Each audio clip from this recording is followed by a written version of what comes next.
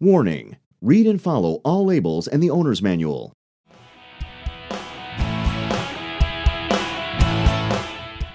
Disconnect power and air from the reamer. Remove the sprayer reservoir from the sprayer check valve. Remove the wire cutter catch pin. Remove the cutter blade wrench from the side of the reamer. Slide the cutter blade wrench between the washer and the top of the spindle. Then place a 5/8 wrench on the flats of the cutter blade and turn to loosen. Remove the cutter blade and washer.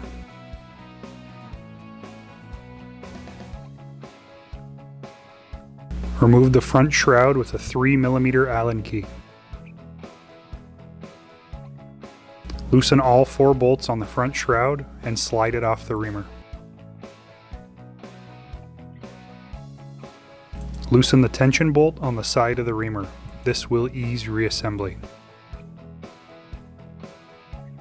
Lay the reamer down in order to access the rear cover and open by loosening the bolts.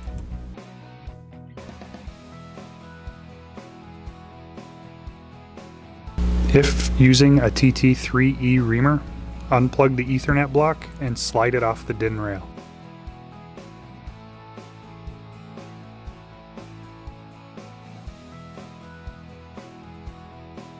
Use a 5mm Allen key to remove the 2 socket head cap screws which hold the spindle cap to the frame.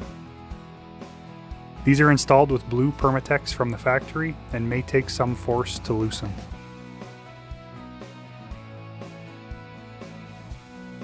Stand the reamer up and remove the spindle cap. Loosen the 4 bolts that hold the spindle unit to the reamer frame with a 5mm Allen key.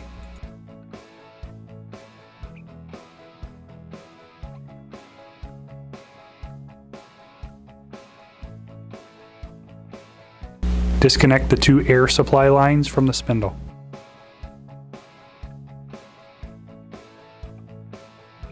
Note the adjustable valve is on the top port of the spindle unit. Remove the belt. Place the new spindle on the reamer frame. Ensure the actuator is in the proper slot. Hand tighten 4 bolts to hold the spindle unit in place on the reamer. Ensure the bolts are tightened in place with a 5mm Allen key.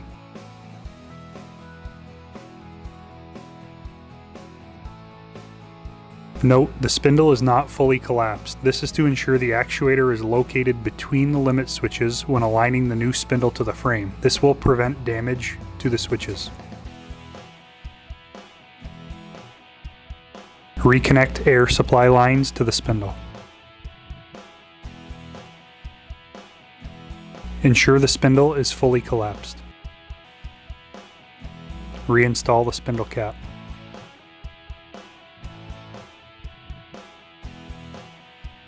Note, if equipped with air blast, it can be removed to reach the retaining bolt. Remove 2 bolts holding the air blast unit to the frame of the reamer.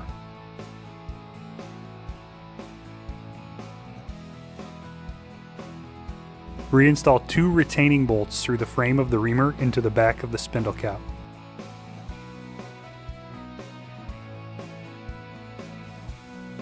Once retaining bolts are in place, ensure air blast unit is reinstalled and tightened securely.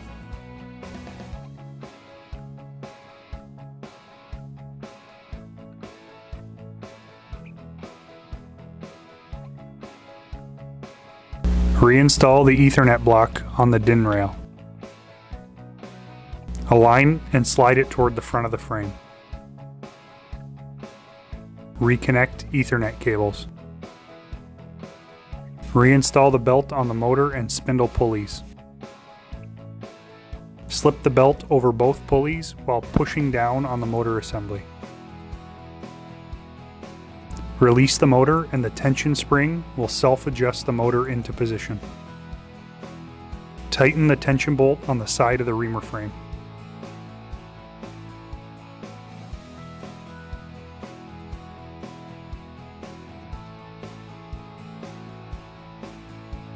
Tighten 2 bolts on the rear cover.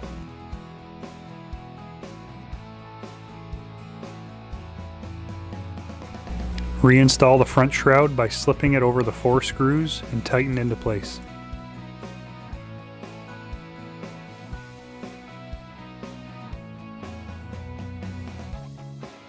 Reinstall the cutter blade onto the spindle with the cutter blade wrench.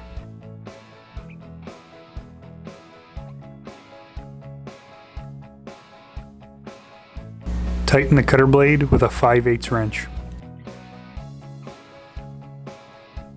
Reinstall the sprayer reservoir and the wire cutter catch pin. Reinstall the cutter blade wrench on the side of the reamer.